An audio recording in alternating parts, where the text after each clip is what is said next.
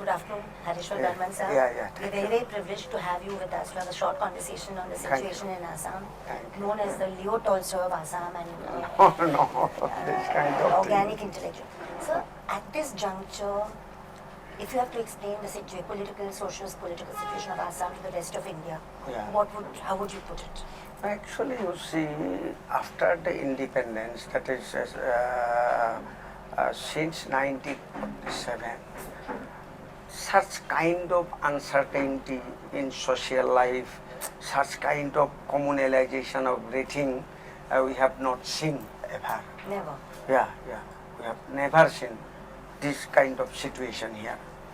And I think, though technically, some people may say that due to the NRC or foreign and national affairs, migration, etc., all those things are the reason behind the whole thing. Actually, in my opinion, this is not the only thing. Because here in Assam, since 1947, the ruling class politics in Delhi have been just taking the sense of the situation, peculiar situation here. That is the social diversities, linguistic diversities, cultural diversities, and even religious diversities here. Under these circumstances, at the age of colonial era, actually the assimilation process between the Aboriginal Assamese and the migrated peoples, mostly Muslims, from erstwhile Bengal.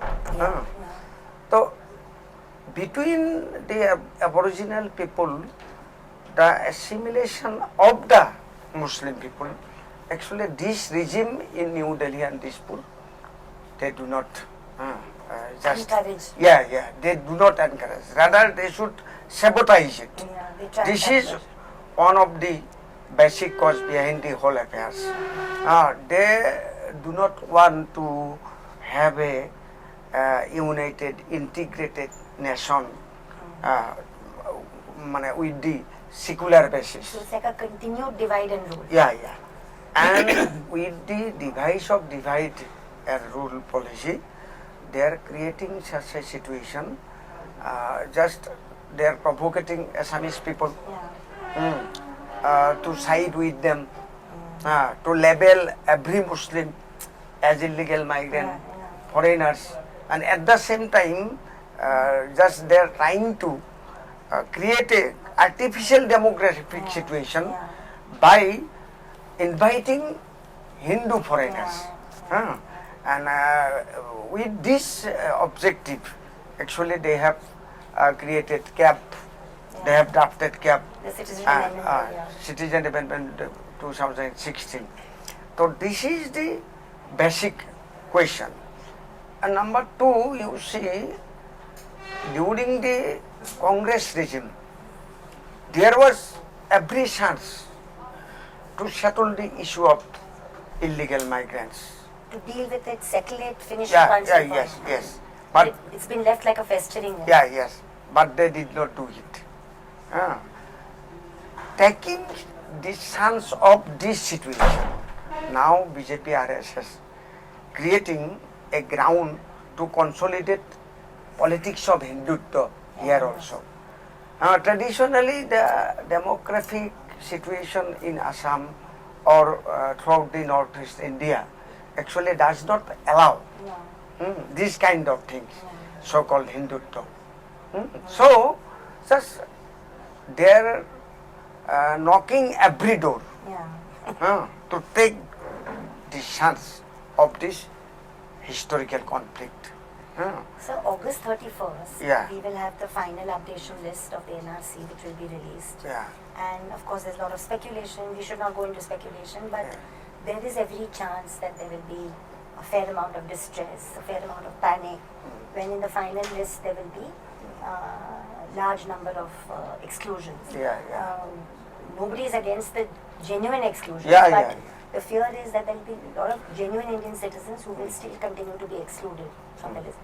at that juncture, after 31st, how do you think the socio-political forces, civil society groups should respond? What should the response be? Well, certainly. Actually, in my opinion, the upgradation of NRC under the judicial observation of Supreme Court was accepted by all social groups of Assam, especially majority and minority communities, and the major organizations representing this, both of these communities. In the hope that things will be solved. Yes, only with that objective, that the vague foreigners issue will be settled, and no more Assam agitation, no more Nelly-like bloodshed, no more Mukalmua-like bloodshed like that.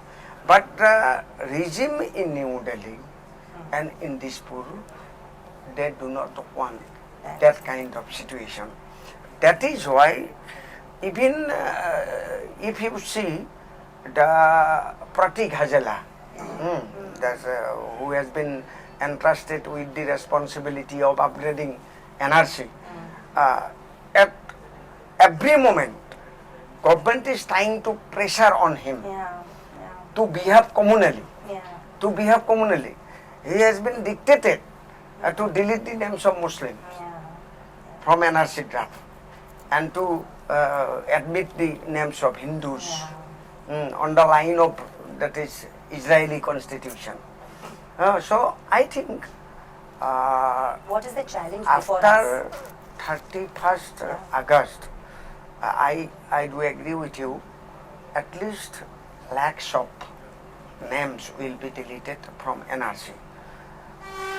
But I do not think that this will create such a social problem, such a panic, such a as that is provocating, being made out, that is telling the people that after 31st August there is going to be big happenings, big social chaos, all those things. From Delhi it is propagated. Thus they are trying to provoke people. I think people will not be provoked at all. Peacefully they will handle it. And gradually the number of Democrats from among the Assamese people are coming up to side with the victims, that is linguistic and religious minorities. I think it will be solved ultimately.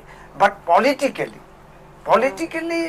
they will try to touch every stone to create the conflicts and to have a artificial demographic situation to accommodate their fascist Hindutva. You think these kind of paralegal workshops are useful? Certainly. I think this workshop, I should say, this kind of workshop should be in every town in Assam. Even in small urban center also, this kind of workshop should be there. And I think it will be helpful to find out the real legal solution. Because in the grassroots, if workers, Democrats and lawyers are to help people, then they have to learn something more. Correct. So this, from this point of view, I suggest to have this kind of workshop in every urban center in Assam. And we will call you at every workshop. Okay, thank you. Thank you so much. Thank you.